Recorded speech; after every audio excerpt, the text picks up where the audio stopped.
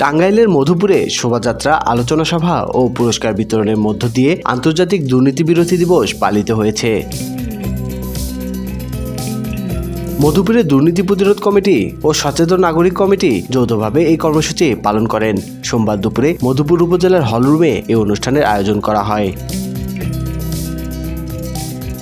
শোভাযাত্রা শেষে উপজেলা পরিষদ মিলনায়তনে আলোচনা সভায় সভাপতিত্ব করেন সচেতন নাগরিক কমিটির সভাপতি মোহাম্মদ আব্দুল মালেক। এতে প্রধান অতিথি হিসেবে উপস্থিত ছিলেন মধুপুর উপজেলা বিষয়ক কর্মকর্তা মোহাম্মদ জুবায়ের হোসেন। অন্যান্যদের মধ্যে বক্তব্য দেন মধুপুর থানার ভারপ্রাপ্ত কর্মকর্তা মোহাম্মদ ইমরানুল কবির, শিক্ষাবিদ অধ্যক্ষ বজলুর রশিদ খান চুন্নু, সচেতন নাগরিক কমিটির সভাপতি মোহাম্মদ আব্দুল মালেক, দুর্নীতি প্রতিরোধ কমিটি মধুপুরের সাধারণ সম্পাদক নাজমুল সাদাত নোমান, উপজেলা সমাজসেবা কর্মকর্তা গোলাম মোস্তফা, আজকের পত্রিকার টাঙ্গাইল প্রতিনিধি আনোয়ার সাদাত ইমরান, সাংস্কৃতিক কর্মী মোহাম্মদ সাইফুল ইসলাম প্রমুখ।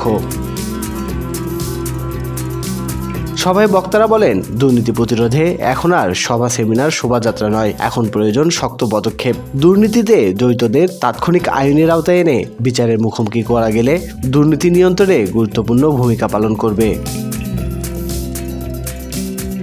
স্বাধীনতা বাংলা নিউজ ডেস্ক।